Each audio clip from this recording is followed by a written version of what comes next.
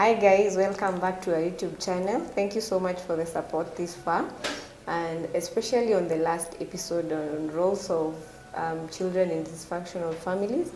We got really good feedback, so thank you for watching.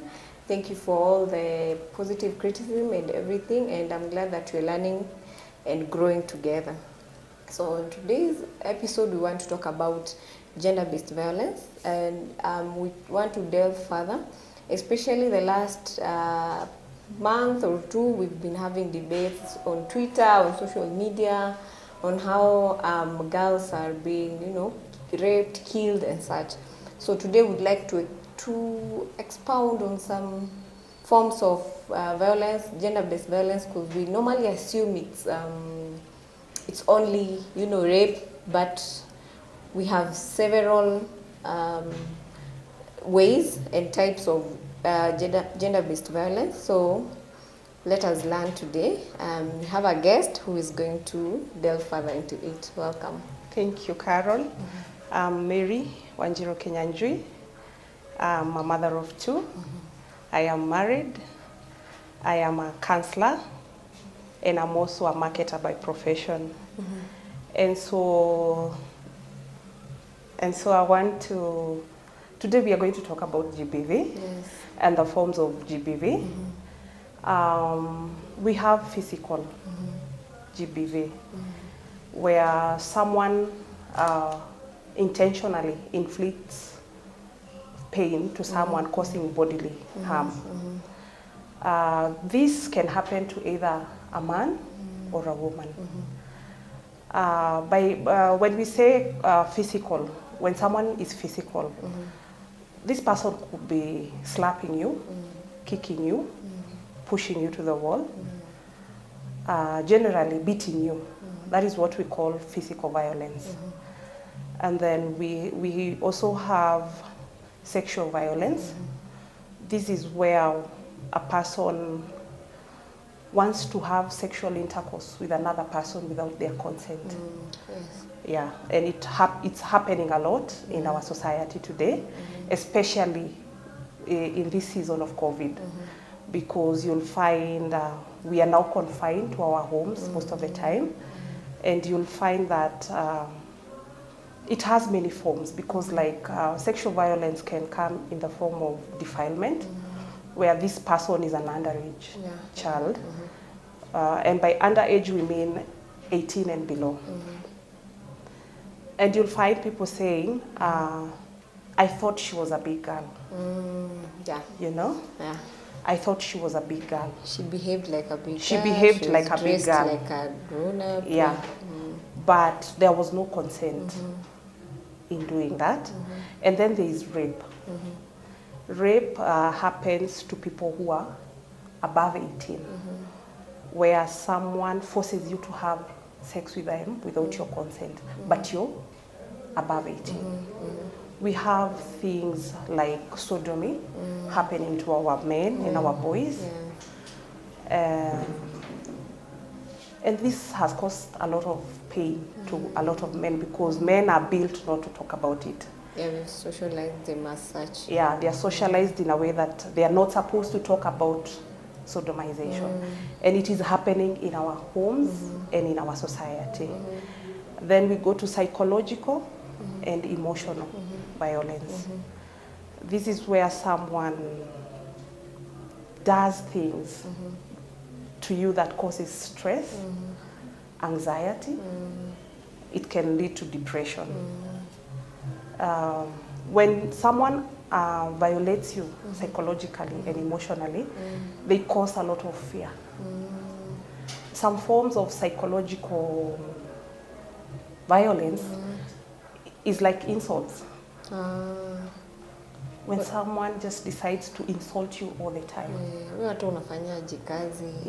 kind of a mother, what kind of a father are you? Yes. Such statements. Yes, and people, if it's a man, they'll start asking you, unaonanga kama unaweza saidia mtu aje sasa. Unajua, unajionanga aje ukijipaka hizo lipsticks zako. So they will not physically abuse you, but they will use words and your body to insult you, Yeah. you know. Yeah. There's also stalking. Someone will just stalk you. They will randomly appear in your office and they will just pop up in the parties when you're with your friends. They will stalk your emails and even your phone. Like you do not have any form of privacy in your life. I never knew that was actually violence. It is because they are doing this without your consent, remember. Because any form of violence comes without your consent, Yeah. right? And then we have economic violence. This is where one decides you will not work. If it's in the case of a woman, a man will say, once I marry you, you will never work. And so you are fully dependent on this person. Ukae nyumbani ule watoto. Yeah. That particular statement happens a lot. It's very familiar. It's very familiar and it's very common. We are very comfortable with it because utasema mimi mzee alisema nikae nyumbani nilee watoto, watoto wake hawatalelewa na house help. Yes. And so you become very dependent on this person and so they can easily manipulate you because hauna pesa. Hauna hiyo muscle, financial muscle to do anything. Yes. And there's also another form of violence where you work but you go and give your spouse all the money. We have had cases of men giving their women all the money and vice versa. So one person in the marriage or in that particular setup is controlling all the finances. So that I have, in a nutshell, explained 5 forms of forms of violence. And we also have the violence, traditional practices. Cultural, unhealthy cultural practices. Yes. Yeah. Where you find there are some cultures, deep-rooted cultures in a community that are really bad, like FGM, early child marriages, wife inheritance. Yeah, and these can really violate a person. Yes. Yeah. There's something I think we should have mentioned when we started, the statistics of GBV. It's so strange, but do you know that 39% of the women, and by women we're speaking of girls, goes from 15%. Yeah. But when even when you're going through so that the statistics can be that high, it means the society has already socialized it and accepted these forms of violence as kuchapwa tu, haujauliwa, you know, haujavunjwa mguu. That time when we had the heated debate about the girl who was thrown off, you know, akavunjika mguu, then there were some presenters, there was an issue, the push and pull. That's when from the comments you could see people saying that you could see some people very comfortably. I don't know whether it was on a light note of seriousness, but you know, our grandmas walikuwa wanachapwa na wakukufa na walikaa. You see people saying that anonymously they'd post and say, especially men, they were raped, but they could not talk about it because the one person they trusted, say maybe you told your grandma. This mostly came from my observation, it mostly came from people in wale wazazi walikufa wakabaki wakilelewa na aunties and other you know, shosho evil. So you know, you go and tell shosho ankwa nani anani rape. You see, this is her son. She will most likely not protect you, yet that is the person who's umeachwa under their custody. So I noticed most of the comments and I realized most people are really traumatized, but we have really made it so normal. It's basic. It's normal for people to say, when I was 15, I was touched inappropriately by a family member, by a caregiver, and as much as it came out in bad light, it's a good thing that it came to awareness that when we're fighting for, like we're fighting against patriarchy and such things, we actually have something that is so deep-rooted that looks like it's very normal, but it's something that is affecting most people. Which translates even in their relationships, which I would like us to to tackle, we can pick any of the 4 or 5 forms you've mentioned and how they affect someone emotionally, especially in relationships, any form of relationship. Yeah. So I think we're going to talk about physical abuse. We're going to talk about physical, sexual, and psychological and emotional. Because I see most people, before they get to physical, they first abuse you psychologically and emotionally. So by the time they are getting to hitting you, your self-esteem is so low. They've broken you. They've broken you. Yeah. They've broken you so well that you feel like you deserve the beating. Wow. It affects you so much, especially when somebody is fighting you psychologically and emotionally, because that is something inside you. It's not something, it's not like he's hitting you. That is the worst form of abuse. Because even when you want help, because when you want help, how will you even no wonder? evidence. There is no evidence. Not unless somebody messaged you or called you and you have recorded. There is no evidence for psychological and emotional abuse. And that is why you find most people who are psychologically and emotionally abused, they are very mentally disturbed. These are the people who can easily commit suicide. Because they feel like hawana mahali ya kuenda. Hawana mtu wa kuambia. Kwa sababu ya yale mambo inawatendekea. You know? Then we come to physical abuse. Physical abuse, when you're being physically abused by someone, the first time that person hits you, inakupatanga ghafla.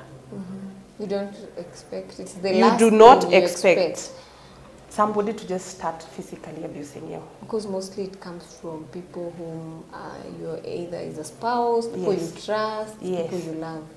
Mostly, I want to talk especially about physical abuse in the marriage setup, because that is where we've seen a lot of things happening. Also in the setup where people are having a relationship, other than being married, she's your boyfriend, she's your girlfriend. That happens a lot.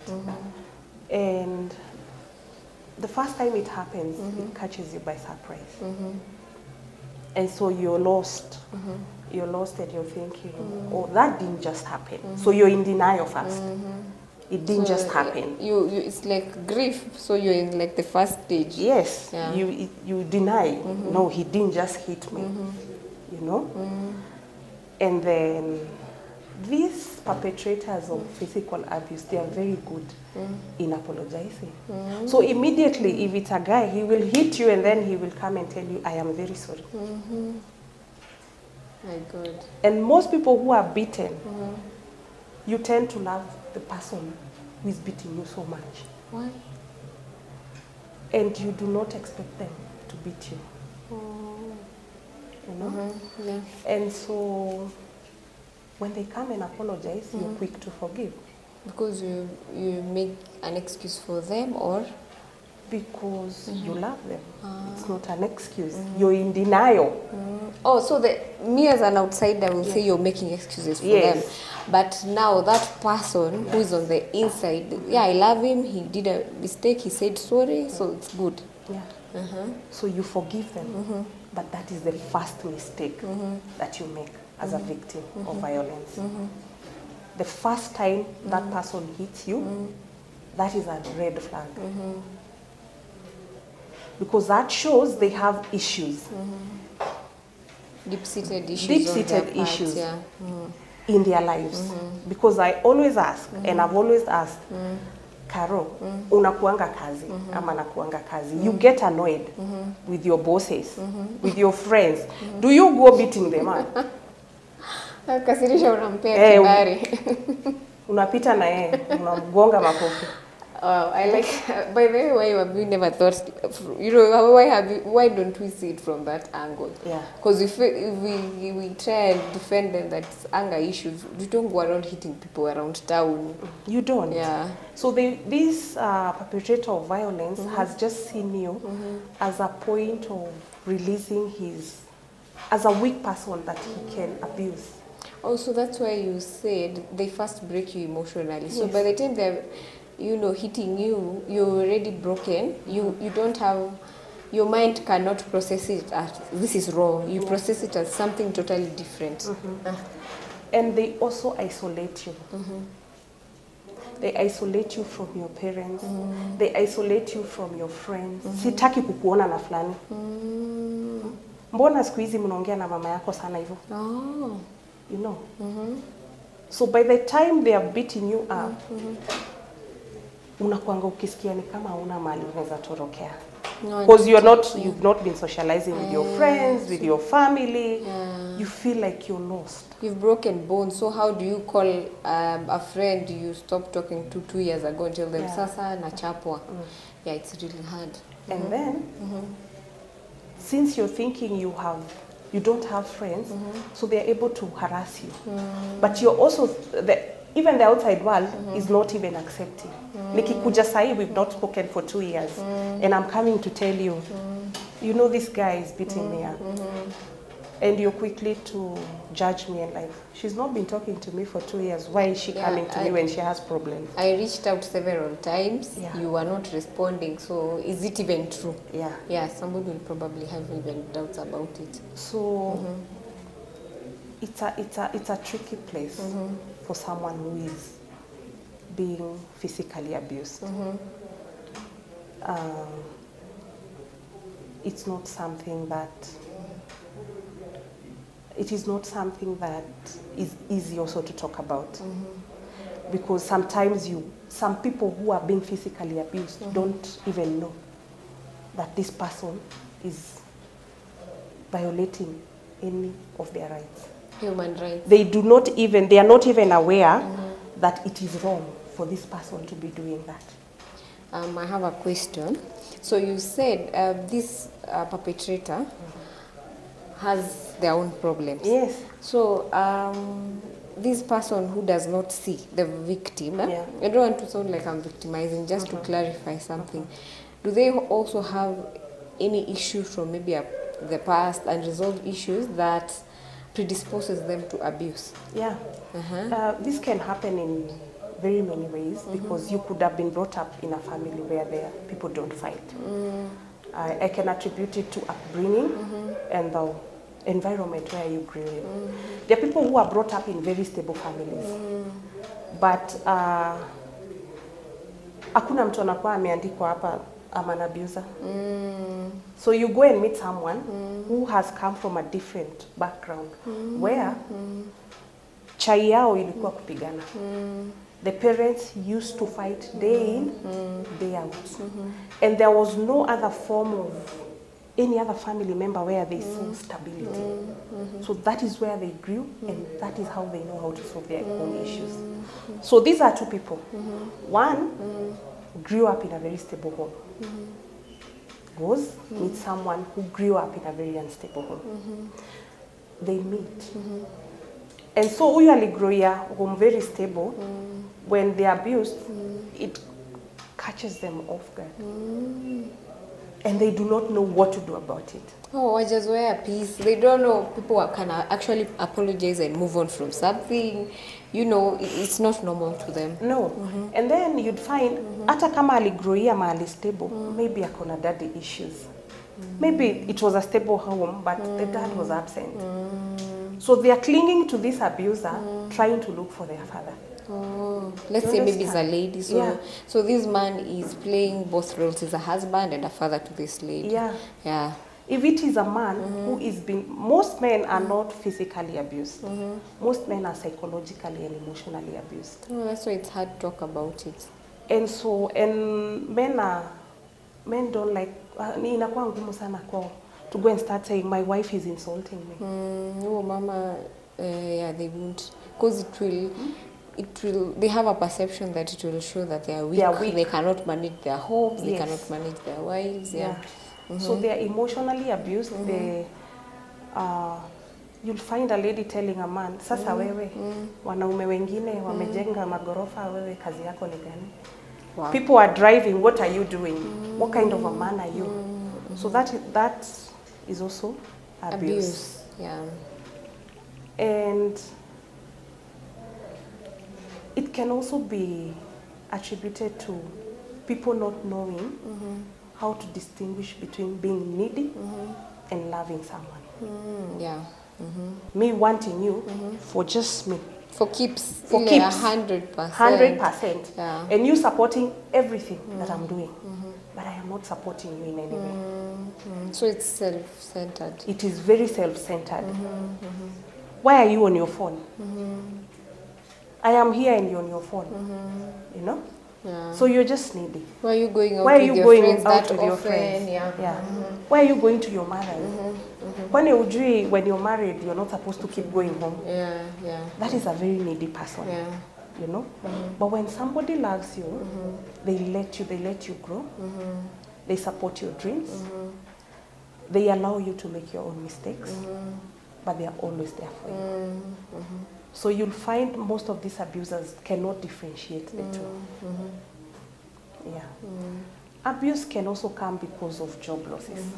Like now is the Especially COVID, now, COVID era. Pay cuts. So maybe you were the sole breadwinner and now you don't have a job. And you're at home with your spouse and they expect you to provide for them. So the high levels of stress, tension, hopelessness, yeah. It leads to. So it triggers, unapata the triggers ni nyingi. Maybe bibi anakuambia hii pesa umeacha ni kidogo and you're like, that is the best I could do. Yeah. So somebody balls up and it transitions or rather goes to something else. Yeah. So you said the red flag, the first, the first hit is a red flag. So what about before even the actual first hit? Are there pointers that maybe we could give someone who's dating, especially the young people right now? Because as much as it's in marriages and what, but you've seen even the number of cases tunapata ni wasichana wa 20 years, 21 years. So do you have some few pointers that you can give that ukiona easy, this is a red flag of a potential physical abuser? Most abusers, physically, they will try and physically abuse you before you even get married or when you're still dating. And they have anger issues. You will do something small and they will flare up so fast. So you need to be very observant on this person that you're going to meet. It's the little things. It's the little things. You also need to know, I'm going to meet this person. Why is this person, like the case we had of a lady, Monyali Tupon, why is this person calling me to go and meet him in an isolated place? What is his end game or her end game? Those who've been sexually abused, you'd find that you went to a dude's place and this guy decided to, before you get to going to meet this person, you need to really observe, anakuambia nini? You need to look at, anakupigia simu, akikupigia 3 calls, or 1 call, 2 calls, and they start asking you, where were you? Who were you with? Yeah, by the way, the calls, that's actually, the person within 1 hour, unapata 8 missed calls. 10 missed calls. Ameku text on all your social media, ameshatuma message, where are you? And when you talk, it's like, they even call your friends. I'm trying to call so and so, I can't reach them. And it's not an it's emergency. a span of like 30 minutes. Yeah, that's actually a red flag. Yeah. So they're few, but they're just part of, some of the main red flags. Yeah. And the clinginess.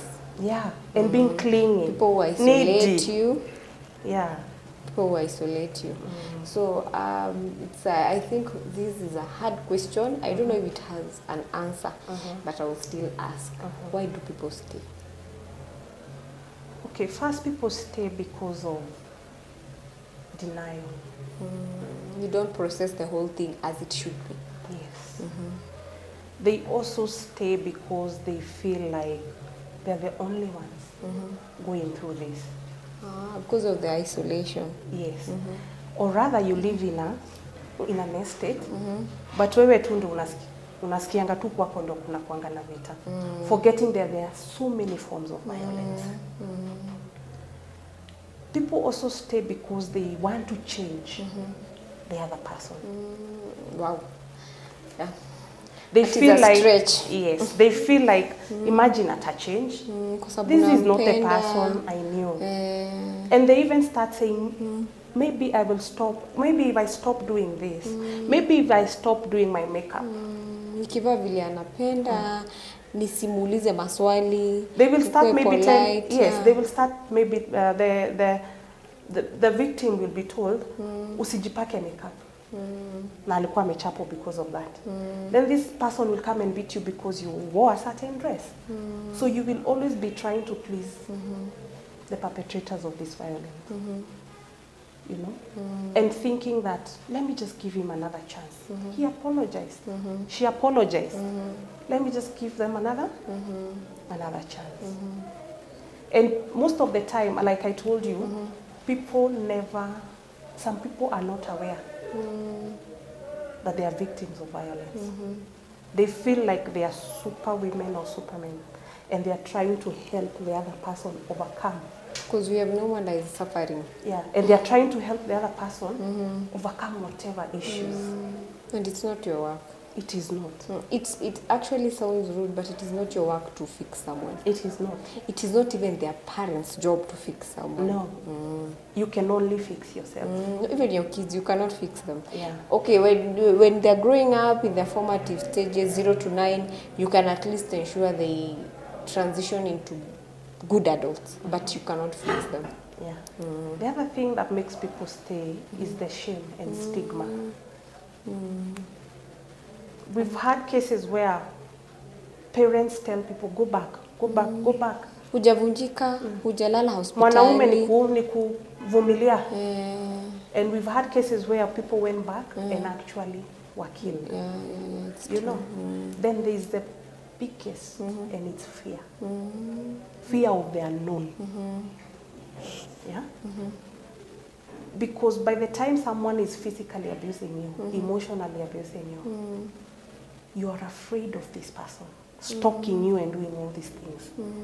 You develop some kind of fear that is so deep. Fear of, what if I go and I'm not financially stable? If this person is the sole breadwinner of that family, what if I go and I'm not economically stable? And for those who are financially stable? For those who are financially stable, let me tell you, it is so dangerous to not plan how to leave an abuser. You cannot tell the person abusing you, ninakuacha. You have to be strategic about it. Because the last part of abuse is likely to end up in people killing each other. And so if you meet someone who has got nothing to lose and they are needy and they are not ready to work on their own issues, and here you are and they thought you were their world and you're telling them, I'm going to leave you, they will say, you will not leave me. And if you have to leave me, you're going to live here dead. So people outside always ask, or always say, anakataa kutoka kwa nini? Yeye ndio anataka akona pesa yake, watoto wamekuwa, shida ni nini? Mbona hatoki? Ama yeye ndio shida. Actually, we are very judgmental about it. But the person who is being abused is the only person. The wearer knows where the shoe pinches. Yes. Yeah. Yes. Who knows what kind of fear they have. Because let me tell you, Carol, you see these abusers, even after you leave them, and even if they remarry, they will stalk you. No, they are not able to let you go, regardless of where they are in their life. So it has nothing to do with them having a good partner by their side. It does not matter. They will stalk you. They will send you messages. They will, if you have children. The other thing that makes people not leave is children. Where will I take these children? You know, I do not want for my children to grow up without their mom or their dad. You know? When now you have children, the ball game changes.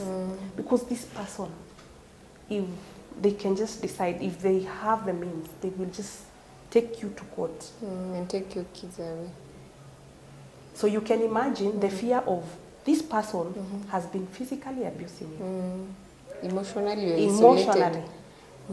And then this is the person who is taking you to court and anataka watoto wako.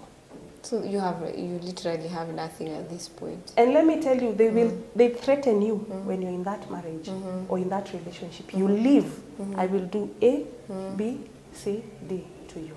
And you're scared because of the things they've already done, so you know they actually have the potential to do what they're saying they want to do. Yes. Yeah. Those are not threats. They will actually do it.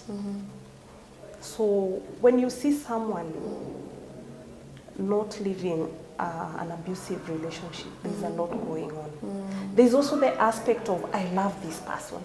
And that is why you'll find most people, you're told, go to the police and report. And you're like, anaenda na report, anarudi ana withdraw. Ama hata report. They get to the gate and decide, no, I cannot do this to the father of my children. I cannot do this to my boyfriend. I cannot do this to my wife and girlfriend. I love them. This is not them. You try and rationalize what they have been doing because of love. Yeah? So those are some of the things that make people just stay in an abusive relationship. Yeah, what I've picked from the conversation is that we are really keyboard warriors when it comes to that. It will be so easy for other women. Actually, you will find them typing, mbona usitoke, hiyo ni kujifinyilia, umekubalia kujifinyilia, kwani huna masomo, do something with your life. And when I read those comments, I'm wondering, hey, where are we getting these statistics if these women are this strong? Yani, as in, out of all the comments, you find at least 90% of the women are very stable and very ready to live. So you're wondering, hey, 10% tu ndio wamekaa tu kweli wamefinyiliwa. So I realized, from the conversation, I realized they're actually keyboard warriors. But the reality on the ground is that it's not an easy place to get yourself from. So as we wind up, my last question is, what can we do to people we either suspect or we know are being in abusive, whether it's physical, any form of relationship? What you know, from either a professional, a woman, you know, a sister, a friend perspective, what do you think are things we can do to help such people?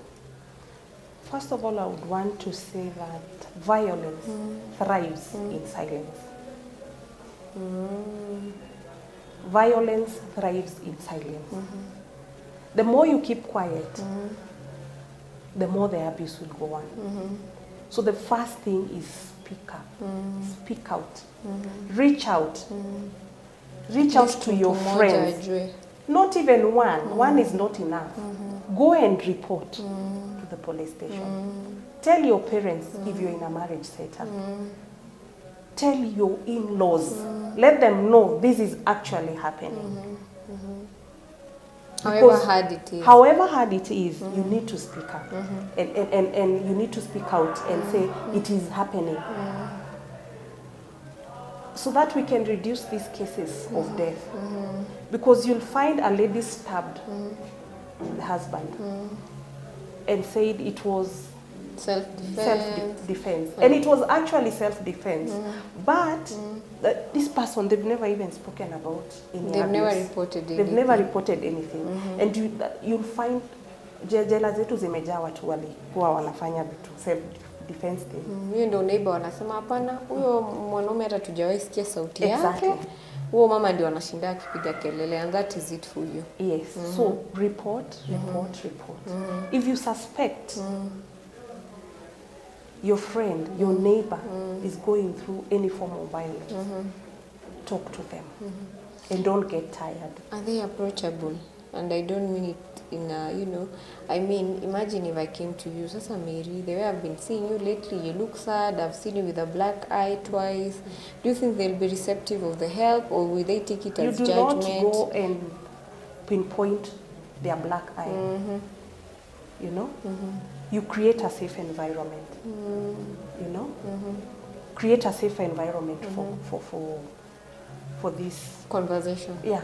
Safe space. Safe space. Yeah. And, you know, just tell them, are you okay? You seem a little dull lately.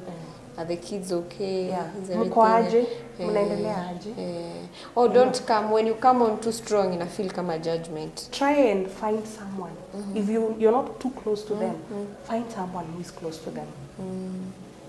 And just air your concerns, like, hi, so and so has been observing. Can you kindly reach out? Yes. Yeah. If it is like sexual violence happening to children, report immediately. Let the people who are able to handle those cases take over from you. Because watu wamejipatia mashughuli sana siku hizi, and they're saying, sio yangu. Yeah. Especially when it comes to sexual violence, and for minors, you just report. Yes. So I feel like this is a very broad topic, especially when it comes to, there's something I feel we should maybe have a part 2 about it. The emotional repercussions in relationships. I feel like it's a very wide topic because you see, you mentioned the esteem, the fear. So I'm imagining if you've gone through this, then you go into another relationship. If you don't work with those issues, I'm imagining the level of insecurity, the fear, and the things you carry forward. Yeah. And also our role as a society in, our role as a society in it. How empathetic are we? How are we loving? Are we kind? Because honestly, when I was reading those comments, I was so shocked with the number of women who, when they talk, they are blaming the women, and I'm asking myself, do you know there was actually maybe someone here on this forum who wanted to ask for help?